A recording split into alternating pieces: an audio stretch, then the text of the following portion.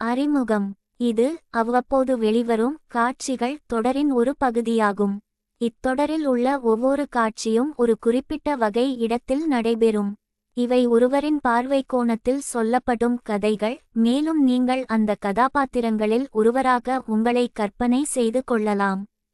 இது இன்று கடற்கரையோரத்தில் உள்ள ஒரு விடுமுறை தளத்தில் நடைபெறுகிறது. பதிப்புரிமை லெஸ்லி தாரா, 2011. நீங்கள் என் பார்வைக்கு வந்தபோது எனக்கு எரிச்சல் ஏற்பட்டது என்பதை நான் ஒப்புக்கொள்கிறேன். சில நாட்களுக்கு முன்பு கடற்கரையிலிருந்து சுமார் 100 கெஜம் தள்ளி மணல் குன்றுகளுக்கு நடுவே இருந்த இந்த ஒதுக்குப்புறமான பள்ளத்தை நான் கண்டேன். அந்த தருணம் வரை அது முழுவதும் எனக்கே சொந்தமாக இருந்தது. நான் 2 வாரங்களுக்கு என் குடும்பத்துடன் இங்கு விடுமுறையில் இருக்கிறேன். கடற்கரை பரபரப்பாக இல்லாவிட்டாலும் 11 மற்றும் 9 வயதுடைய என் 2 தம்பிகளின் ஆரவாரமான விளையாட்டிலிருந்து விலகி அமைதியான ஓர் இடத்தை தேடிக்கொண்டிருந்தேன்.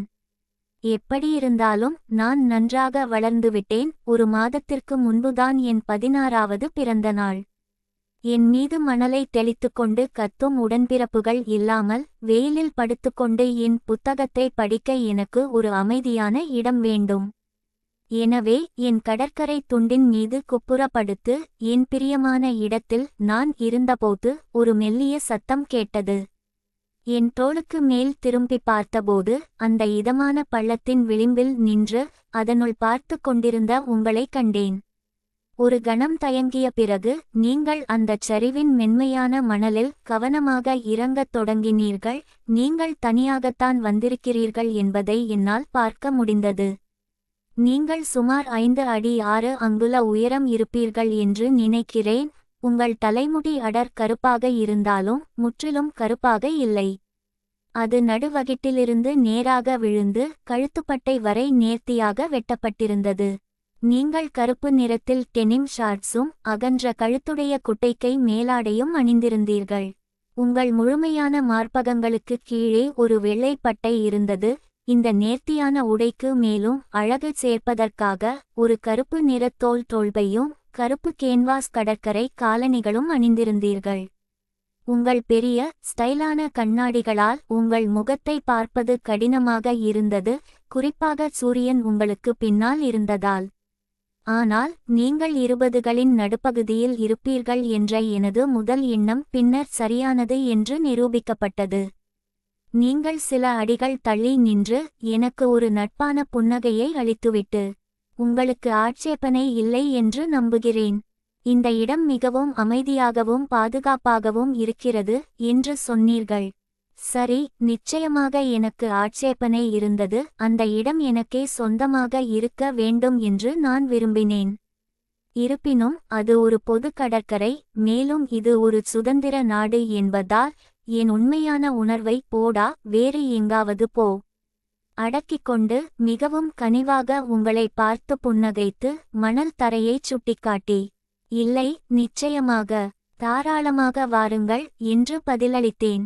நீங்கள் மீண்டும் புன்னகைத்தீர்கள். உங்கள் புன்னகை மிகவும் இனிமையானது என்று நான் நினைத்தேன். நீங்கள் ஓரமாக திரும்பி உங்கள் பையிலிருந்து ஒரு மெல்லிய துண்டை எடுத்து என்னுடைய துண்டுக்கு இணையாக ஆனால் சுமார் 6 அடி தூரத்தில் விரித்தீர்கள். பிறகு உங்கள் மேலாடையை தலைக்கு மேல் இழுத்தீர்கள். அதனால் உங்கள் முழுமையான மார்பகங்கள் தெளிவாக அசைந்தன. பின்னர் டெனிம் ஷார்ட்ஸின் பொத்தான்களை வேகமாக அவிழ்த்து அவற்றை உங்கள் இடுப்பிலிருந்து கணுக்கால் வரை இறக்கினீர்கள். அடர் நீல பச்சை நிற விளிம்புகளும் கட்டுகளும் கொண்ட சாதாரண கருப்பு நிற நேர்த்தியான பிகினியில் நீங்கள் காட்சியளித்தீர்கள். அது உங்கள் இடுப்பின் மென்மையான வளைவையோ அல்லது பிகினி பிராவின் சிறிய முக்கோணங்களால் கஷ்டப்பட்டு அடக்கப்பட்டிருப்பது போல தோன்றிய உங்கள் மார்பகங்களின் முழுமையான புடைப்பையோ கற்பனை செய்ய அதிக இடமளிக்கவில்லை. சூரியனுக்கு எதிராக ஒரு கணம் நிழலாக தெரிந்த நீ உன் உருவத்தை ரசிக்காமலும் பொறாமைப்படாமலும் இருக்க முடியவில்லை. பிறகு நீ குப்புறப்படுத்து ஒரு பத்திரிகையை புரட்டத் தொடங்கினாய். நான் என் கவனத்தை மீண்டும் புத்தகத்தின் பக்கம் திருப்பியபோதிலும் உன் இருப்பு ஒரு தொடர்ச்சியான கவனச்சிதறலாக இருந்தது. நான் என் சன்ஷேடுகளுக்கு பின்னால் இருந்து உன் அழகான வயது வந்த முகத்தோற்றத்தையும் குறிப்பாக கிட்டத்தட்ட வெளியே தெரிந்த உன் மார்பகங்களையும் ஓரக்கண்ணால் நோட்டமிடுவதைக் கண்டேன். அதனால் நீ அதை கவனிக்க மாட்டாய் என்று நான் உறுதியாக நம்பினேன். ஆனால் நிச்சயமாக நீ கவனித்தாய், ஏனென்றால் நீயும் அதையேதான் தேடிக்கொண்டும் எதிர்பார்த்து கொண்டும் இருந்தாய். என் பெண்மைத்தனமான ஆர்வத்தை நீ கண்டுகொண்டதை வெளிக்காட்டாமல் திருப்தியுடன் மனதுக்குள் புன்னகைத்தாய். மேலும் ஒரு இதமான ஈரப்பதம் உன் பிகினியின் மடிப்பில் ஒரு சிறிய ஈரப்புள்ளியை உருவாக்கியது. சிறிது நேரத்திற்கு பிறகு நீ உன் முதுகுக்கு பின்னால் கையை நீட்டி உன் பிகினி டாப்பின் 2 கயிறுகளையும் அவிழ்த்தாய். ஒன்று உன் முதுகின் குறுக்கேயும் மற்றொன்று கழுத்தில் கட்டும் கயிறு. அவை இரண்டும் பிரிந்ததும் அந்த ஒழுங்கற்ற ஆடை உனக்கு கீழே இருந்த துண்டின் மீது விழுந்தது. இதன் விளைவாக நீ முழுமையாக மேலாடையின்றி இல்லை, ஏனென்றால் உன் முலைக்காம்புகள் இன்னும் அவிழ்க்கப்பட்ட பிகினி டாப்பின் மீது இருந்ததால் தெரியவில்லை. ஆனாலும் உன் முதுகு முற்றிலும் வெறுமையாக இருந்தது மற்றும் உன் மார்பகங்களின் பக்கங்கள் இப்போது முழுமையாக தெரிந்தன. நான் லேசாக மூச்சுத்திணறியிருக்க வேண்டும், ஏனென்றால் நீங்கள் என்னை பார்த்து உங்களின் மற்றுமொரு இதமான புன்னகையுடன் கேட்டீர்கள். உங்களுக்கு ஒன்றும் பிரச்சனையில்லை, இல்லையா? இங்கே நாம் பெண்கள் மட்டும்தான் இருக்கிறோம். நீங்கள் என்னிடம் என்னை விட 10 வயது இளைய பருவமடைந்த சிறுமியைப் போல அல்லாமல் ஒரு வயது வந்தவரைப் போலவும் உங்களுக்கு சமமானவரைப் போலவும் பேசியது எனக்கு பெருமையளித்தது. மேலும் நான் அலட்சியமாக அது பரவாயில்லை என்று உங்களுக்கு உறுதியளித்தேன். அது ஒரு உரையாடலை தொடங்கியது, அது இயல்பாகவே தொடர்ந்தது. நீங்கள் என் பெயரையும் என் விடுமுறை மற்றும் என் குடும்பத்தை பற்றியும் தெரிந்து கொண்டீர்கள். மேலும் நீங்கள் திருமணமாகாதவர், 26 வயதுடையவர், சமீபத்தில் கணக்காளராக தகுதி பெற்றவர். மேலும் நாம் தங்கியிருக்கும் அதே பெரிய ஹோட்டலில்தான் நீங்களும் தங்கியிருக்கிறீர்கள் என்பதையும் நான் கண்டறிந்தேன். நாங்கள் மற்ற விஷயங்களை பற்றி பேசினோம். எனக்கு காதலன் இருக்கிறாரா என்று நீங்கள் கேட்டதும் அது எனக்கு அவ்வளவாக ஆர்வமில்லாத விஷயம் என்று நான் பதிலளித்ததும் எனக்கு நினைவிருக்கிறது. பின்னர் ஒரு சிறு இடைவெளிக்குப் பிறகு நீங்கள் இதமாகச் சிரித்துவிட்டு நீங்கள் சொல்வது எனக்கு புரிகிறது என்றீர்கள். இதற்கு பிறகுதான் நான் பிகினியில் எவ்வளவு அழகாக இருக்கிறேன் என்று நீங்கள் சொன்னீர்கள் என நினைக்கிறேன். உங்கள் பாராட்டில் எனக்குள் ஏற்பட்ட பெருமித உணர்வும் அது என் ஆழ்மனதில் ஏற்படுத்திய சிலிர்ப்பும் எனக்கு நினைவிருக்கிறது. நான் கவர்ச்சியானவள் என்பது எனக்கு தெரியும், ஏனென்றால் மக்கள் என் தோற்றத்தை பற்றி அடிக்கடி பாராட்டுகிறார்கள். அது நிச்சயமாக ஒரு மரியாதை நிமித்தமாக இருக்காது. நான் ஒல்லியாகவும் உயரமாகவும் இருக்கிறேன். ஏற்கனவே 5 அடி 10 அங்குலம் இயற்கையான பொன்னிற கூந்தல் கொண்டவள். நடுவகிட்டிலிருந்து என் முலைக்காம்புகள் வரை விழும் வெளிர் வைக்கோல் நிற கூந்தல் எனக்கு உண்டு. என் நீல சாம்பல் நிற கண்கள், வெளிரிய மென்மையான சருமம், தாடை மற்றும் கன்னை எலும்புகள் அனைத்தும் என் நார்டிக் மூதாதையர்களை நினைவுபடுத்துகின்றன. என்னிடுப்பும் பின்புறமும் பையனைப் போல ஒல்லியாக இருந்தாலும் கடந்த ஒரு வருடத்தில் என் மார்பகங்கள் வளர்ந்துவிட்டன. இப்போது பெரும்பாலான இளம் பெண்களுக்கான உள்ளாடைகளில் நான் சீக்கப்பிரா அணிகிறேன். எனக்கு இப்போதுதான் 16 வயது ஆகியிருந்தாலும் என் உயரம் மற்றும் வளர்ந்து வரும் உடல்வாகு காரணமாக நான் இதைவிட ஓரிரு வயது மூத்தவளாகவே அடிக்கடி கருதப்படுகிறேன். ஒருவேளை அதனால்தான் நான் எப்போதும் ஒரு கலகலப்பான சிறுமியைப் போல அல்லாமல் ஒரு இளம் பெண்ணைப் போலவே நடந்து கொள்ளவும் என் நடத்தையை வெளிப்படுத்தவும் முயற்சிக்கிறேன்.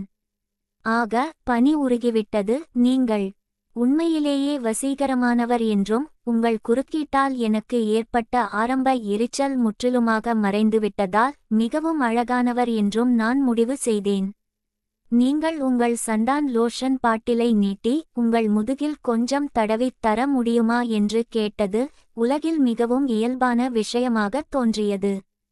நான் மகிழ்ச்சியுடன் ஒப்புக்கொண்டேன். உங்கள் அருகில் மணலில் மண்டியிட்டு அந்த எண்ணெயை உங்கள் முதுகெலும்பில் சிறிதளவு ஊற்றினேன். அந்த குளிர்ச்சியான திரவம் உங்கள் முதுகில் பட்டதும் நீங்கள் ஒரு இனிமையான சிலிர்ப்பை வெளிப்படுத்தினீர்கள். அது உங்கள் முழுமையான மார்பகங்களை அசைத்து உங்கள் முலைக்காம்புகளை ஒரு கணம் காட்டியதை என்னால் கவனிக்காமல் இருக்க முடியவில்லை. முதலில் நான் அந்த லோஷனை உங்கள் தோள்களிலும் மேல் முதுகிலும் மசாஜ் செய்தேன். பின்னர் உங்கள் பிகினி பேண்டியின் இடுப்பு பட்டை வரை தடவினேன். நான் இதை தவிர்த்துவிட்டு உங்கள் உறுதியான தசைப்பிடிப்புள்ள கால்களின் பின்புறத்தில் இன்னும் கொஞ்சம் எண்ணெயை தடவினேன். நீங்கள் தெளிவாகவே தவறாமல் ஜாக்கிங் அல்லது வேறு ஏதேனும் உடற்பயிற்சி செய்கிறீர்கள். நீ பெருமூச்சு விட்டு இது மிகவும் அருமையாகவும் இதமாகவும் இருக்கிறது என்று முணுமுணுத்து தயவு செய்து நிறுத்தாதே.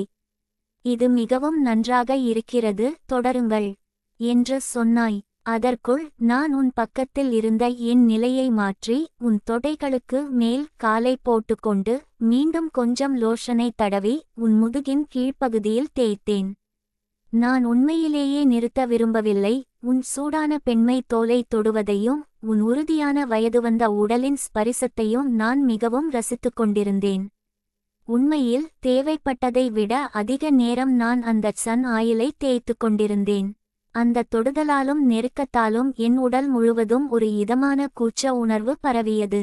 ஆனாலும் அப்போது நான் உன் மீது சாய்ந்து படுத்திருந்ததால் என் முதுகில் பட்ட சூரியனின் வெப்பத்தால்தான் அது என்று நினைத்து கொண்டேன்.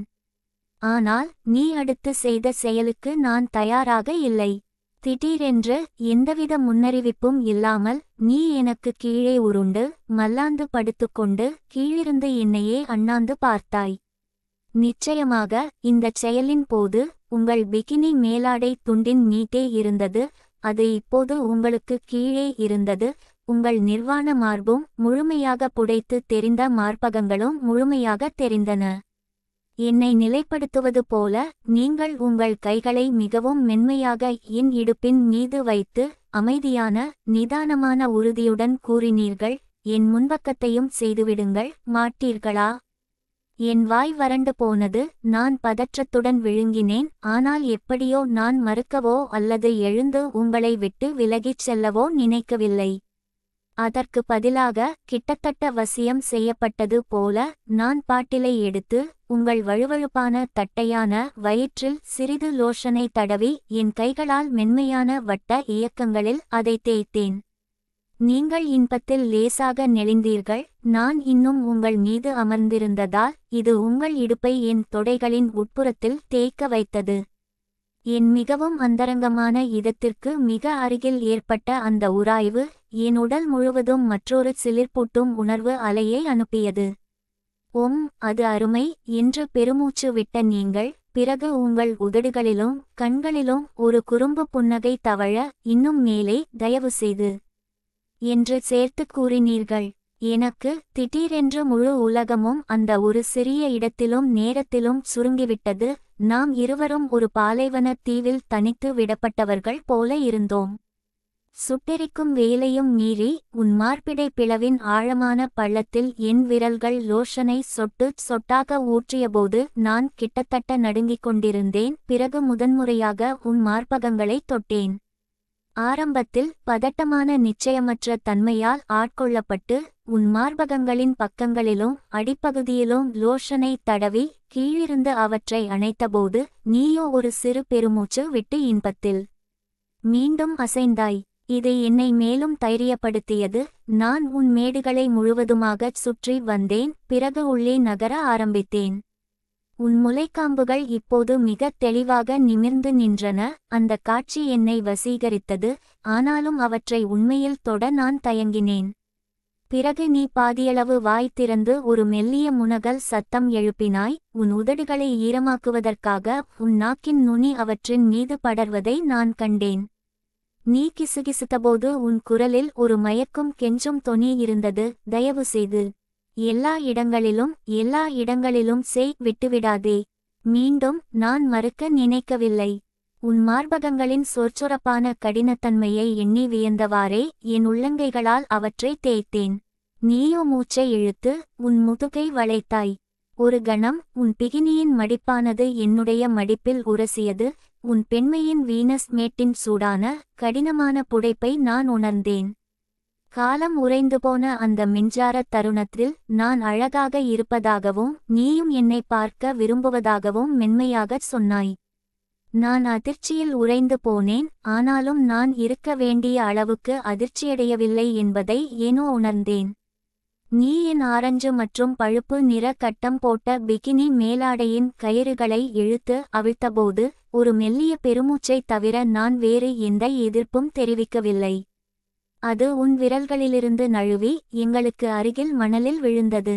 உன் உறுதியான கைகள் என் இளம் மார்பகங்களை ஏந்தி உன் விரல் நுனிகளால் அவற்றை வருடின. என் உடல் முழுவதும் பரவிய அற்புதமான கிளர்ச்சியூட்டும் உணர்வுகளால் நான் அடித்துச் செல்லப்பட்டேன். ஒருவித முனகலுடன் என் கண்களை மூடிக்கொண்டேன். அதனால்தான் உன் மயக்கும் விளையாட்டின் அடுத்த நகர்வை நான் பார்க்கவில்லை. நான் திகைத்து போனேன். நீ வருடிக்கொண்டிருந்த மார்பகத்தை விட்டு உன் கைகளில் ஒன்று விலகி உன் இடுப்பிற்கும் உன் மீது மேல்நோக்கிய வி வடிவத்தில் நான் கால்களை பரப்பியிருந்த இடத்திற்கும் இடையே லாவகமாக நழுவியது. என் பிகினி பேண்டியின் மர்ம உறுப்பு பகுதியில் உன் விரல்கள் அழுத்தமாக தடவியபோதுதான் நான் அதை உணர்ந்தேன். உன் விரல் மூட்டு அதன் மெல்லிய துணி வழியே அழுத்தி என் மடிப்பின் மீது மின்சாரம் பாய்வது போல் சறுக்கியது. நீ என் மேட்டை உன் உள்ளங்கையில் ஏந்தி மெதுவாக முன்னும் பின்னுமாக தேய்த்தாய். அப்போது என் புண்டை கிளர்ச்சி மற்றும் இன்பத்தின் மர்மமான புதிய உணர்வுகளால் துடித்தது. நான் சில சிறு கூக்குரல்களையும் முனகல்களையும் எழுப்பினேன் என்பது எனக்கு தெரியும். ஏனெனில் அவை வெகு தொலைவில் உள்ள வேறு யாரிடமிருந்தோ வருவது போல நான் கேட்டேன். ஆனால் அவை எதிர்ப்பின் அல்லது அருவருப்பின் ஒலிகள் அல்ல. மேலும் வேண்டாம் அல்லது நிறுத்து என்ற வார்த்தைகள் ஒருமுறை கூட என் உதடுகளை விட்டு வெளிவரவில்லை அல்லது என் மனதில் தோன்றக்கூட இல்லை. ஒரு எல்லை மீறப்பட்டுவிட்டது. இது இனி சாதாரண பழக்கம் அல்ல, மாறாக காம ஆசை என்பதை நான் நன்றாக அறிந்திருந்தேன். மேலும் என் நனவு மனதின் எங்கோ ஒரு மூலையில் ஒரு வயது வந்த லெஸ்பியன் என்னை மயக்குகிறாள் என்பதை நான் முழுமையாக உணர்ந்திருந்தேன். நான் அதை பற்றி கவலைப்படவில்லை. இல்லை, அது அதைவிட மேலானது. நான் பரவசத்தாலும் புதியதைக் கண்டறிந்த மகிழ்ச்சியாலும் நிரம்பியிருந்தேன். மேலும் அதுவரை மறைக்கப்பட்டிருந்த அல்லது மூடப்பட்டிருந்த கதவுகள் எனக்காக திடீரெனத் திறப்பது போல் உணர்ந்தேன். இது முடிவடைய நான் விரும்பவில்லை என்பதில் நான் மிகவும் உறுதியாக இருந்தேன். ஆம், நான் கொஞ்சம் பயந்தும் இருந்தேன். அது முற்றிலும் உண்மைதான். ஆனாலும் நான் வசீகரிக்கப்பட்டு இன்னும் அதிகமாக, மிக மிக அதிகமாக ஆவலாக இருந்தேன். உங்களின் துணிச்சலான பாலியல் முன்னேற்றத்தின் அதிர்ச்சி என்னை கிட்டத்தட்ட நிலை குலையச் செய்தது. நான் பாதி முன்னோக்கிச் சரிந்தேன். நான் என் கைகளை நீட்டி உள்ளங்கைகளை உங்கள் தோள்களின் இருபுறமும் மணலில் பதித்து தாங்கிக் கொண்டேன். அந்த நிலையில் என் மார்பகங்கள் உங்களுக்கு மேலே தொங்கின. இன்னும் ஒரு கணம் நீங்கள் என் பிகினி வழியாக என் புண்டையை வருடினீர்கள். பிறகு ஒரு சோம்பலான மற்றும் திருப்தியான புன்னகையுடன் என் முகத்தை உங்கள் முகத்திற்கு அருகில் இழுத்து உங்கள் வாயைத் திறந்து என்னை முத்தமிட்டீர்கள். உங்கள் நாக்கின் ஸ்பரிசம் என்னை என் பரவச மயக்கத்திலிருந்து எழுப்பியது. நான் உணர்ச்சி பெருக்குடன் பதிலளித்தேன். எங்கள் வாய்கள் ஒன்றோடொன்று கோர்க்கப்பட்டு நாக்குகள் பின்னி பிணைந்திருக்க நான் உங்கள் மீது படுத்திருந்தேன். என் அரும்பும் மார்பகங்கள் உங்கள் மென்மையான தலையணை போன்ற மார்பகங்களின் மீது அழுந்தின. இந்த நேரத்தில் உங்கள் கைகள் ஒரு கணம் என் தோள்களை வருடின. பிறகு அவை என் முதுகில் மென்மையாகச் சறுக்கி என் இடுப்பில் வந்து நின்றன. உங்கள் விரல்கள் என் பிகினியின் கீழ்ப்பகுதியின் இருபுறமும் இருந்த கயிறுகளில் மாட்டிக்கொண்டன. பிறகு நான் எந்த எதிர்ப்பும் தெரிவிக்காத ஒரு சிறு இடைவெளிக்குப் பிறகு ஒரு வேகமான இழுப்பில் அவற்றை அவிழ்த்தீர்கள். உண்மையில் நான் என் இடுப்பை சில சென்டிமீட்டர்கள் மேலே நகர்த்தி உனக்கு துணை போனேன். உடனே நீ அந்தச் சந்தர்ப்பத்தை பயன்படுத்திக் கொண்டு நமக்கு நடுவிலிருந்து அந்த மெல்லிய ஆரஞ்சு பழுப்பு நிறத் துணியை பிடுங்கி அதை பொருட்படுத்தாமல் ஓரமாக வீசினாய். உன் கை மீண்டும் என் கால்களுக்கு இடையில் நுழைந்தது. முதல் முறையாக மற்றொரு பெண் பாலியல் இன்பத்திற்காக என் அந்தரங்க இடங்களை ஆராய்ந்தாள். அது பரஸ்பரமானது. உன் விரல்கள் என் பிளவின் ஓரங்களை தடவவும் உன் கட்டைவிரல் என் கிளிட்டோரிஸை தேடவும் நான் காமக்கிளர்ச்சியில் முனகினேன். ஒரே நேரத்தில் அங்கே வீங்கியும் திறந்தும் இருப்பதை உணர்ந்தேன். என் உதடுகள் புடைத்து வெளிநோக்கித் தள்ளின. நான் இதற்கு முன் ஒருபோதும் அனுபவிக்காத விதத்தில் ஈரமாக இருந்தேன். நீ என் புண்டையை தடவும் வேகம் மற்றும் அழுத்தம் அதிகரித்தபோது நான் என் உதட்டை கடித்தேன். மீண்டும் ஒருமுறை நீ உன் விரல் முனையால் என் வழுவழுப்பாக விரிந்து கொண்டிருந்த பிளவை தேய்த்தாய். என் மூச்சுத் திணறல் துண்டு துண்டான மூச்சுத் திணறல்களாக மாறத் தொடங்கியது. என் தொடைகள் இறுகி நடுங்க, வயிறு முழுவதும் ஒருவிதச் சூடு பரவி, முதுகு முழுவதும் கூச்சம் ஓடியபோது எனக்கு என்ன நடக்கிறது என்றே சரியாக தெரியவில்லை. கண்மூடித்தனமான உள்ளுணர்வு மேலோங்க, ஒரு தீவிர தேவையுடன் உங்கள் விரலின் மீது நான் தேய்க்கத் தொடங்கினேன். ஓ ஓ ஓ, ஆ கடவுளே, அடச்சே, தயவு செய்து தயவு செய்து, ஆம் ஆம் என்று என் இடுப்பை வெறித்தனமாக உந்தி உன்னை தள்ளியபடி கத்தினேன். ஹே பேபி என்று நீ ஒரு கவர்ச்சியான புன்னகையுடன் முணுமுணுத்தாய். அவ்வளவு சத்தமாக வேண்டாம். பிறகு நீ மீண்டும் என்னை பிரெஞ்சு முத்தம் கொடுத்து அமைதியை உறுதி செய்தாய். நீண்ட, மெதுவான மற்றும் ஆழமான முத்தம். இதன் நடுவில் என் உடல் நடுங்கியது. நான் ஒரு அடக்கப்பட்ட அலறலை எழுப்பினேன். நான் உச்சத்தை அடைந்து என் முதல் உண்மையான உச்சக்கட்டத்தை அடைந்தேன். என் தயக்கமான சுய ஆய்வுகள் இதற்கு முன் ஒருபோதும் இதைப்போல் வெடிக்கும் தன்மையுடைய எதையும் தூண்டியதில்லை. பிறகு உன் கை என் புண்டையை விட்டு விலகியது. உன் நோக்கத்தை உணர்வதற்கு முன் ஒரு கணம் வருத்தம் ஏற்பட்டது. நீ உன் இடுப்பை பிடித்து உன் பிகினியின் தடித்த நீல நிற கயிற்றால் ஆன பெரிய முடிச்சுகளை இழுத்தாய். இரண்டாவது முறையாக சற்றும் தயக்கமின்றி நம் உடல்களுக்கு இடையில் மீதமிருந்த கடைசி துணித் துண்டையும் நீ அகற்றுவதற்கு வசதியாக நான் என்னை சற்று மேலே உயர்த்தினேன். இப்போது நாம் இருவரும் முழு நிர்வாணமாக இருந்தோம். உன் பிகினியை கழற்றியதும் நீ உன் இடுப்பை அகலமாக வளைத்து, பிறகு உன் கைகளை என் பிட்டத்தில் வைத்து அது உருவாக்கிய காமப் பள்ளத்திற்குள் என் இடுப்பை இழுத்தாய். நான் உன் கால்களுக்கு இடையில் கண்கள் அகல விரிந்து மூச்சு திணறக் கிடந்தேன். நீ மெதுவாக உன் அந்தரங்க மேட்டை என் மேட்டின் மீது தேய்த்தாய். இதழ்கள் ஒன்றோடொன்று அழுந்தின. புண்டை மென்மையான புண்டையை தேய்த்தது. என் கால்களுக்கு இடையில் ஒரு நெருப்பு மூட்டப்பட்டது போல் உணர்ந்தேன். தீவிரமான காம உணர்வு வேகமாக பெருகியதால் என் உடல் முழுவதும் நடுங்கத் தொடங்கியது. இதை உணர்ந்த நீ என் பிட்டத்தை இன்னும் உறுதியாகவும் அழுத்தமாகவும் பிடித்து என்னை இன்னும் இறுக்கமாக அணைத்து கொண்டாய். அப்போது நம் வழுவழுப்பான புண்டைகள் ஒன்றோடொன்று அழுந்தின. நான் அந்த தருணத்தில் தொலைந்து போனேன். லெஸ்பியன் உணர்வுகளின் ஒரு சிறிய குமிழி பிரபஞ்சத்தில் சிக்கிக்கொண்டேன். என் கண்களை இறுக மூடிக்கொண்டு நாசி வழியாக கரகரப்பான பெருமூச்சுகளை உள்ளிழுத்தபடி என் உடலின் கீழ்ப்பகுதி இரண்டாவது இன்னும் பெரிய உச்சக்கட்டத்தில் அதிர்ந்தபோது நான் கூர்மையான கீச்சொலிகளை எழுப்பினேன். இந்த முறை நீ நிறுத்தவில்லை. நீ உன் உச்சக்கட்டத்தை நோக்கிச் சீறி பாய்ந்தபோது உன் கண்கள் வெறித்துப் போயிருந்ததாலும் உன் வாய் பாதியளவு திறந்திருந்ததாலும் அதற்கான காரணத்தை நான் உடனடியாக உணர்ந்தேன். என் பிட்டத்தின் மீதான உன் பிடி எஃகு போல இருந்தது. நீ என் ஒவ்வொரு பிட்டத்தையும் உன் இரு கைகளாலும் இறுக்கி பிறகு என் புண்டையை உன் புண்டைக்கு எதிராக மேலும் கீழும் தேய்த்தாய். நான் வசீகரிக்கப்பட்டு சிலிர்த்தேன். ஏனென்றால் இதற்கு முன் நான் ஒருபோதும் இப்படி ஒரு காம ஆசையின் பொருளாக இருந்ததில்லை. நீ முனகத் தொடங்கினாய். பின்னர் திடீரென்று உன் இடுப்பு எனக்கு கீழே துள்ளியது. உன் தலை பின்னால் சென்று உன் தலைமுடியை மென்மையான மணலில் அழுத்தியது. ஏதோ ஒரு தெய்வீக உத்வேகத்தால் நான் சரியான காரியத்தைச் செய்தேன். உன் திறந்த கழுத்தின் மீது பாய்ந்து கிட்டத்தட்ட ஒரு கடியைப் போன்ற ஒரு மூர்க்கமான முத்தத்தை உனக்கு கொடுத்தேன். இப்படி ஒரு நகர்வை நீ எதிர்பார்க்கவில்லை. அது உன்னை எல்லை மீறச் செய்தது. நீ உடைந்து ஒரு அலறல் எழுப்பினாய். திடீரென்று என் புண்டையின் மீது கூடுதல் திரவங்கள் இனிமையான பிசுபிசுப்பான வழுவழுப்புடன் பீரிட்டன. நாங்கள் இருவரும் மூச்சு திணறி திருப்தியாக உணர்ந்தோம். சில கணங்களுக்கு அவ்வளவு சூடாகவும் மென்மையாகவும் பெண்மையாகவும் திறமையாகவும் இருந்த உன் உடலின் மீது நான் சாய்ந்து கிடந்தேன்.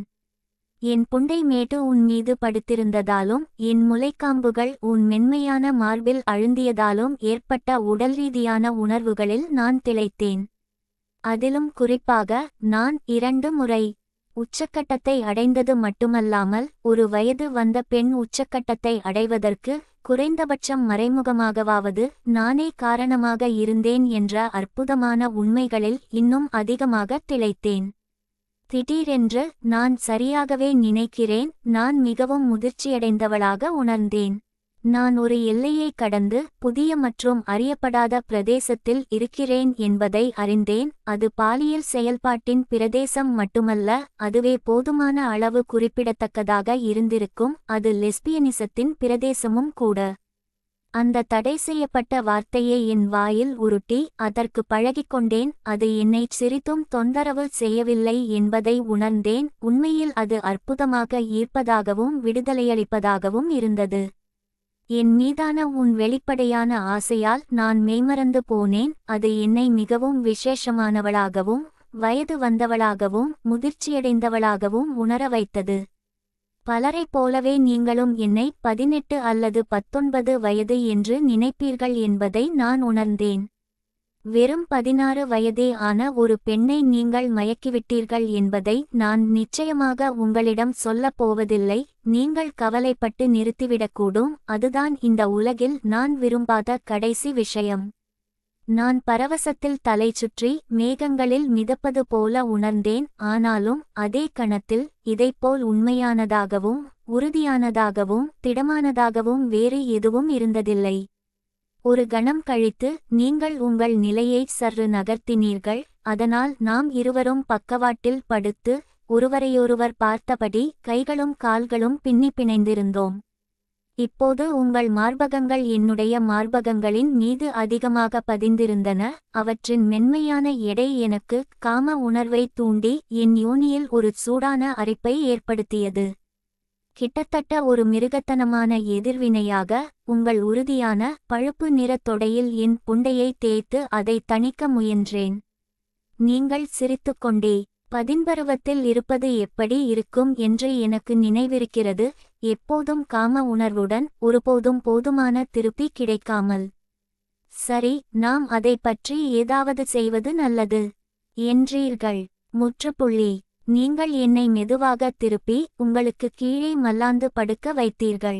நீ என் கழுத்தின் அடிப்பகுதியில் முத்தமிட்டபோது நான் நடுக்கத்துடன் கூடிய எதிர்பார்ப்பால் நிறைந்திருந்தேன். பிறகு உன் தலையை குனிந்து என் முலைக்காம்புகளை கடித்தாய். ஆ, உன் பற்கள் என் வீங்கிய முலைகளை கடிப்பதை உணர்ந்தேன். ஓ கடவுளே, நான் என் முதுகை வளைத்து இடுப்பை விரித்தேன். கீழே மிகவும் ஈரமாக இருப்பதை உணர்ந்தேன். உன் அசைந்தாடும் கருங்கூந்தல் மேலும் கீழே நகர்வதைக் கண்டேன். உன் நாக்கு என் தொப்புளை சுற்றி வளைத்தபோது ஒரு சிறு கீச்சொலி எழுப்பினேன். பிறகு உன் முகம் என் புண்டையை அடைந்தது. நீ என் தொடைகளை ஒவ்வொரு கையிலும் பிடித்து என்னை இன்னும் அகலமாக விரித்தாய். உன் வியக்கத்தக்க நெகிழ்வான நாக்கு என் யோனியின் திறப்புக்குள் நுழைவதை உணர்ந்தேன். என் எண்ணங்களை என்னால் பளிங்கு போல் தெளிவாக நினைவுகூர முடிகிறது. ஓ, மக்கள் உண்மையிலேயே இதைச் செய்வார்களா? மவும் ஆம். ஆ, இப்போதுதான் தெரிகிறது அவர்கள் ஏன் செய்கிறார்கள் என்று. ஓ ஓ ஓ ஓ, நிறுத்தாதே தயவு செய்து. ஓ ஆம், தயவு செய்து நிறுத்தாதே. ஆ, ஓ ஓ ஓ ஓ. மென்மையான மணலில் என் பிட்டங்கள் நெளிந்தபோது பரவசத்தில் விம்மி அழுதபடி நான் 3வது உச்சக்கட்டத்தை அடைந்தேன். நீ என் கால்களை உறுதியாக பிடித்திருந்தாய். உன் நாக்கு ஒரு ஈட்டியின் முனை போல என் புண்டைக்குள் பாய்ந்தது. நான் உச்சக்கட்டத்தை அடைந்தபோது தயவு செய்து, ஓ தயவு செய்து, ஆம், ஓ தயவு செய்து ஆம் என்று மூச்சு திணறியபடி என் கண்களை மூடிக்கொண்டது எனக்கு நினைவிருக்கிறது. உன் தலை என் கால்களுக்கு இடையில் இருந்து உயர்ந்தபோது உன் முகத்தில் ஒரு அகன்ற புன்னகை இருந்தது. மேலும் என் புண்டையின் நீர் உன் கன்னங்களிலும் தாடையிலும் ஒட்டும் தடங்களை நான் பார்க்க முடிந்தது. நீ மீண்டும் மேலே வந்து எனக்கு இணையாக படுத்து உன் கட்டை விரலுக்கும் ஆள்காட்டி விரலுக்கும் இடையில் என் அருகிலிருந்த முலையை சும்மா தேய்க்க ஆரம்பித்தாய். என் ஆர்வம் இப்போது உண்மையிலேயே தூண்டப்பட்டது. நான் குனிந்து மெதுவாக அங்கே உன்னை தொட்டேன். நீயும் கீழ்ப்படிதலுடன் உன் கால்களை விரித்தாய். என் அலைந்து திரியும் விரல் நுனிகள் உன் துளையின் இதழ்களை தடவி உன் புண்டையைச் சுற்றியுள்ள ரப்பர் போன்ற மென்மையான சதையை உணர்ந்து உன் நீர்களின் ஒட்டும் வழுவழுப்பை உணர்ந்தன. இன்னொருவரை நெருக்கமான பாலியல் ரீதியில் தொடுவது இதுவே முதல் முறை என்பதை நான் உணர்ந்தேன். என் காமத்திற்கு இன்னொரு பெண் இலக்காக இருக்கிறாளே என்ற வியப்பில் என் தலையை லேசாக அசைத்தேன். ஆனால் கண் கூசும் தெளிவின் அந்த தருணங்களில் ஒன்றில், ஒருவரின் எதிர்காலத்தை பற்றிய அந்த துணுக்குகளில், ஒருவித தலைகீழ் தேஜா வு போன்ற அந்த தருணங்களில், இது பலவற்றில் இன்னும் பலவற்றில் முதலாவதுதான் என்றும் இதுதான் இப்போது என் உண்மையான பாதை என்றும் நான் அறிந்தேன். அந்த புரிதல் எனக்கு தைரியம் அளித்தது. நான் இன்னும் சற்று கூச்சத்துடன், உன்னையும் சுவைக்கலாமா என்று கேட்டேன். நீயோ மகிழ்ச்சியான புன்னகையுடன், நிச்சயமாக, செல்லம், தேன் குடத்தை நோக்கிச் செல் என்றாய். பிறகு 69 செய்வது எப்படி என்று எனக்குக் காட்டுவதாகவும் சொன்னாய். அது அனைவருக்கும் மிகவும் வேடிக்கையாக இருந்தது. எனவே நீ உன் முதுகின் மீது உருண்டு, என் இடுப்பு உன் மார்பகங்களில் படுமாறு என்னை உன் மேல் வைத்தாய். உன் பாறை போன்ற கடினமான முலைகள் என் தொடைகளின் மேல் பகுதியில் பதிந்து என்னை குத்திக் கொண்டிருந்தன. மேலும் அவை ஒரு ஜோடி ஸ்பார்க் விளக்குகள் போல என் இயந்திரத்தை வேகமெடுக்க வைத்தன. என் தாடை கிட்டத்தட்ட உன் புண்டையின் மீது பதிந்திருந்தது. நீயோ உன் கால்களை அழைக்கும் விதமாக விரித்திருந்தாய். இப்போது நான் உன் அந்தரங்க உறுப்புகளை இதற்கு முன் எந்த பெண்ணுடையதும் பார்த்திராத அளவுக்கு மிக அருகில் பார்த்தேன். என்னுடையதை மட்டுமல்ல, நிச்சயமாக வேறு யாருடையதையும் பார்த்ததில்லை. என் விரல்களால் உன் வெளி மற்றும் உள் இதழ்களை மெதுவாக விரித்து, அவற்றுக்கு இடையில் இருந்த பள்ளத்தாக்கின் வெளிரிய சதையை ஒருபுறம் அதிர்ச்சியூட்டும் இளஞ்சிவப்பு நிறத்திலும் மறுபுறம் அடர் ஊதா நிறத்திலும் உற்று பார்த்தபோது நான் ஒரு அற்புத உலகத்திற்கு அழைத்துச் செல்லப்பட்டது போல் உணர்ந்தேன். உன் புண்டை மிகவும் அற்புதமாக, மிகவும் வசீகரமாக, முடிவில்லாமல் ஆர்வத்தை தூண்டுவதாக இருந்தது. உனக்கு ஒரு இனிமையான கஸ்தூரி மணம் இருந்தது. மேலும் ஆம், ஒரு அருமையான பிசுபிசுப்பான உப்புச்சுவையும் இருந்தது. முதலில் நான் தயக்கத்துடன் என் நாக்கின் நுனியை மட்டும் உன் பிளவிற்குள் நுழைத்தேன். என் மென்மையான இறகு போன்ற தொடுதல் உனக்கு கூச்சத்தை ஏற்படுத்தியது. அது உன்னை ஒரு இன்பமான நடுக்கத்தையும் குலுங்கும் சிரிப்பையும் வெளிப்படுத்த வைத்தது. என் கால்கள் உன் தலையின் இருபுறமும் விரிந்திருந்தன. நீ பழகிய எளிமையுடன் என் புண்டையை உன் முகத்திற்கு சுமார் ஒரு அங்குல மேலே வைத்திருந்தாய். உன் நாக்கு மீண்டும் என் துளையை தேடியபோது இன்பத்தில் ஒரு மெல்லிய கீச்சொலியை எழுப்புவது என் முறை. அது என் திறந்த வெளிக்குள் நுழைவதை நான் உணர்ந்தேன். நான் உன் புண்டையை நக்கியது உனக்கு அனுமதி கொடுத்தது போல இருந்தது. விருந்தாளி முதல் வாய் சாப்பிடும் வரை காத்திருந்து, பிறகு நீயே தின்னும் ஒரு பண்பான உபசரிப்பாளரைப் போல. இப்போது நீ அதை ஒரு விருந்தாக்கினாய். என் உதடுகளை கடுமையாகச் சப்பி அவற்றை உன் வாய்க்குள் இழுத்து, பிறகு உன் நாவை என் யோனி திறப்புக்குள் திருகுவது போலச் சுழற்றி மூச்சு விடுவதற்காக மேலே வரும் வரை ஆழமாக மூழ்கினாய். என் புண்டையிலிருந்து வெளிப்பட்ட காட்டுத்தனமான காம உணர்வுகளால் தூண்டப்பட்டு நான் என் கூச்சங்களை இழந்து உன் புண்டையை ஆவலுடன் நக்கவும் என் விரல்களால் அதை துழாவவும் தொடங்கினேன். என் நீண்ட பொன்னிற முடி உன் திறந்த தொடைகளில் படர்ந்து என் வாய் உன் பிளவில் மேலும் கீழும் அலைந்தபோது உன்னை வருடியது. உன் கண்கள் என் மெலிந்த பையன் போன்ற பிட்டத்தின் மீதே நிலைத்திருந்தன. நீ என்னை முதன்முதலில் பார்த்தபோது உன்னை மிகவும் கவர்ந்த என் பகுதி அதுதான். மேலும் என் நிர்வாணமான மெலிந்த ஊடல் பீரிடும் வெந்நீர் ஊற்றைப் போல உன்னை தூண்டியது. நீ முனகவும் நடுங்கவும் தொடங்கினாய். பிறகு என் நாவை இன்னும் கடினமாகவும் ஆழமாகவும் உள்ளே செலுத்தும்படி கெஞ்சினாய். நான் என்னால் முடிந்தவரை முயற்சித்தேன். உன் தேவைகளை பூர்த்தி செய்வதில் முழுமையாக கவனம் செலுத்துவது கடினமாக இருந்தது. ஏனென்றால் எனக்குள் உருவாகும் பாலியல் பதற்றத்தால் வெடிக்கத் தயாராக இருக்கும் ஒரு கொதிகலனைப் போல என் உடலே நடுங்கிக் கொண்டிருந்தது. இருப்பினும் நான் முற்றிலும் அறியாதவள் அல்ல. பெண்குறி என்றால் என்னவென்றும் அது எங்கே இருக்கிறது என்றும் ஏறக்குறைய எனக்குத் தெரியும். நான் மீண்டும் உச்சக்கட்டத்தை அடைவதற்கு சில வினாடிகளே உள்ளன என்பதை அறிந்திருந்தேன். அதனால் என் வாயாலும் விரல்களாலும் அதைச் செய்யத் துணிந்தேன். உன் மொட்டு பகுதியை அழுத்தியபடியே என் நாவை அதன் மீது வேகமாக தேய்த்தேன். நீ ஒரு கடுமையான அலறலை எழுப்பினாய். உன் உடல் எனக்கு கீழே கடுமையாக நெளிந்தது. உன் கால்கள் முடிந்தவரை அகலமாக விரிந்தன. நான் ஒரு பிறவி லெஸ்பியனாகத்தான் இருக்க வேண்டும். அதற்கு பிறகு நீயும் இனிமையாக பாராட்டினாய். ஏனெனில் உள்ளுணர்வின்படி நான் உன் பெண்குறியை என் பற்களால் சப்பினேன். அதே நேரத்தில் என் 2 நீளமான விரல்களையும் உன் யோனிக்குள் கணுக்கள் வரை செலுத்தி பின்னர் அவற்றை மிக வேகமாகவும் உறுதியாகவும் சுமார் அரை டஜன் முறை உள்ளேயும் வெளியேயும் அசைத்தேன். உன் தலை இடவலமாக துடித்தது. உன் உடல் மேல்நோக்கிச் சரிந்தது. உன் பிட்டம் மணலிலிருந்து பல அங்குலங்கள் மேலே எழுந்தது. என் முழு எடையும் இன்னும் உன் மீது இருந்தபோதே நீ குறைப்பது போன்ற ஒரு சில கீச்சொலிகளை எழுப்பினாய். பின்னர் மீண்டும் கீழே சரிந்து விழும்போது ஒரு நீண்ட நெளிந்த நடுங்கும் முனகலை வெளிப்படுத்தினாய். என் ஆரம்பகால முயற்சியின் விளைவுகளைக் கண்டு நான் பிரமித்துப் போனேன், மேலும் மிகவும் பெருமையாகவும் முதிர்ச்சியாகவும் உணர்ந்தேன். கூடவே நம்ப முடியாத அளவிற்கு காம உணர்ச்சி தூண்டப்பட்டேன். உங்கள் விரலை அதனுடன் இன்னொன்றையும் என் புண்டைக்குள் நுழைத்ததும் நான் என் உச்சக்கட்டத்தை நோக்கி முனகிக் கொண்டிருந்தேன்.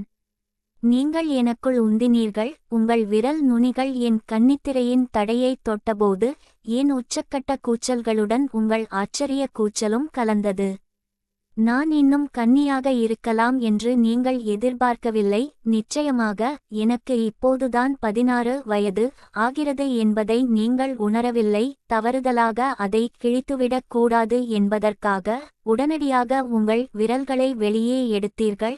ஆனால் வெளியே வரும் வழியில் உங்கள் விரல்கள் என் யூனிட் சுவர்களில் உரசியது இறுதி தூண்டுதலை அளித்தது. கண்கூசும் தலைச்சுற்ற வைக்கும் தீவிரத்துடன் ஒரு நொடியில் நான் உச்சக்கட்டத்தை அடைந்தேன். நாங்கள் இருவரும் மூச்சு திணறி வியர்வையில் நனைந்து வியக்கத்தக்க திருப்தியுடனும் நிம்மதியுடனும் இருந்தோம். நாங்கள் மல்லாந்து படுத்தோம். நான் உங்கள் தோளில் என் தலையை சாய்த்து கொண்டு உங்களை அணைத்து கொண்டேன். அது உங்கள் அருகிலுள்ள மார்பகத்தின் அற்புதமான நெருக்கமான காட்சியை எனக்கு அளித்தது. நீ என் விரல்களை உன் விரல்களுடன் கோர்த்து பிறகு என் கையை உன் உதடுகளுக்கு அருகே உயர்த்தி என் விரல் மூட்டுகளில் மென்மையாக முத்தமிட்டு நான் அற்புதமாக இருப்பதாக கூறி என்னை மீண்டும் பரவசப்படுத்தினாய். நான் பார்ப்பதற்கு எவ்வளவு அழகாக இருக்கிறேனோ அவ்வளவு நல்லவள் என்றும் அதுவே மிகச் சிறந்தது என்றும் சொன்னாய்.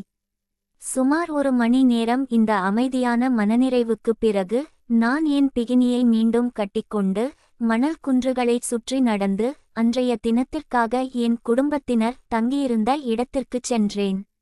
எல்லாம் நலமாக இருப்பதாக அவர்களுக்கு நான் உறுதியளித்து நான் நீந்த போவதாகவும் பிறகு இரவு உணவிற்காக விடுதிக்கு திரும்ப நாம் ஒப்புக்கொண்ட சந்திப்பு நேரம் வரை எனது சிறப்பு அமைதியான இதத்திற்கு திரும்பிச் செல்வதாகவும் அவர்களிடம் கூறினேன்.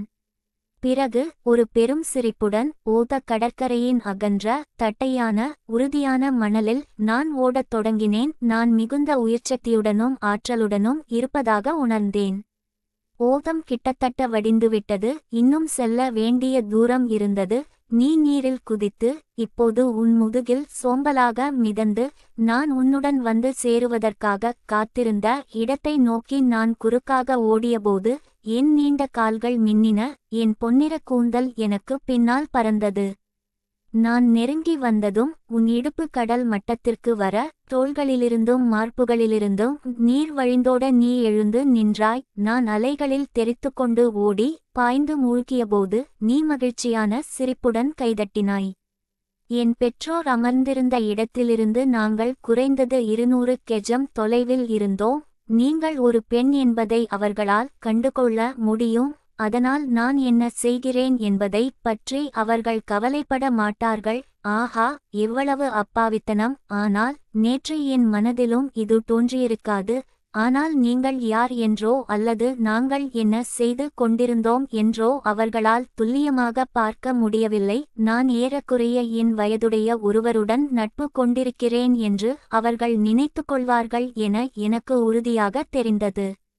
நாங்கள் நீந்தினோம். ஒருவர் மீது ஒருவர் தண்ணீரை தெளித்து கொண்டோம், சிரித்தோம். மேலும் உங்கள் கால்களுக்கு இடையில் நீந்திச் சென்று உங்கள் பிகினி உள்ளாடையை கழற்றி உங்களை ஆச்சரியப்படுத்த முயன்றேன்.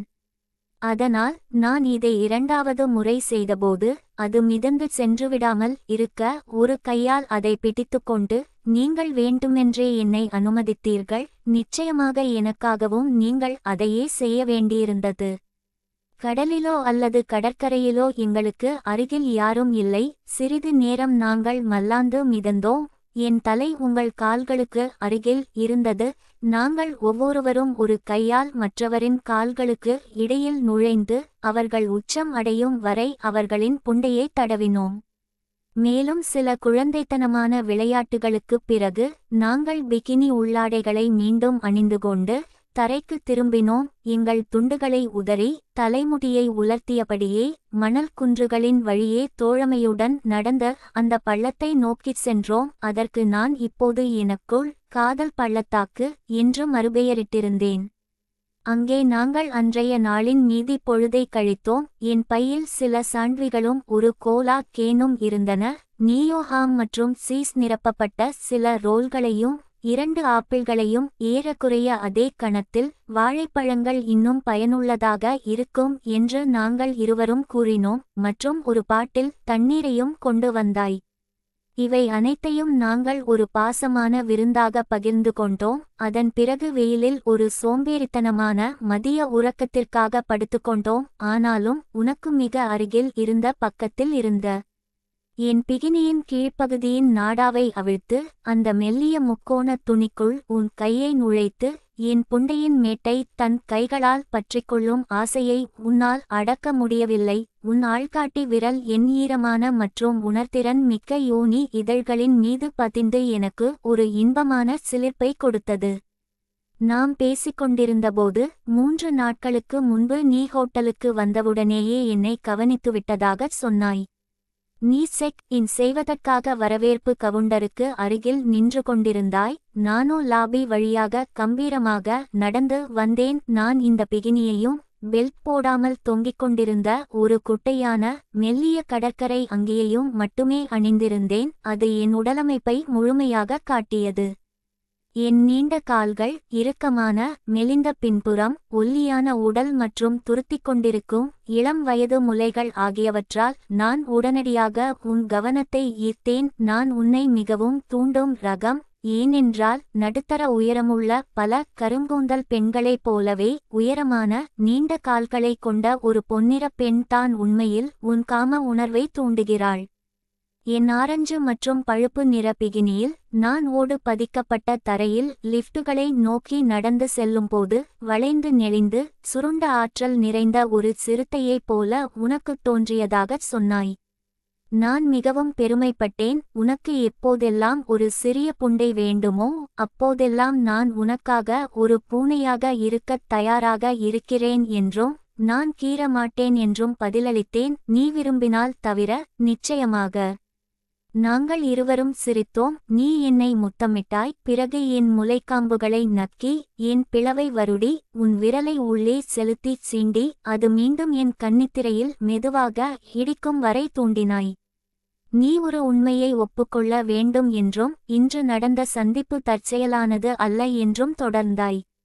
நீ என்னை முதல் முறை பார்த்தவுடனேயே உன்னால் என்னை உன் மனதிலிருந்து அகற்ற முடியவில்லை. என்னை அடைய வேண்டும் என்ற ஆசை உன்னை ஆட்கொண்டது. எப்படியோ என் உடல் தோரணையிலோ அல்லது என் கண்களின் பார்வையிலோ ஏதோ ஒன்று இருந்தது. அது நான் இருபாலின ஈர்ப்புடையவள் அல்லது ஒருவேளை முழுமையாக ஒரு லெஸ்பியன் என்று உனக்கு உறுதியாக உணர வைத்தது.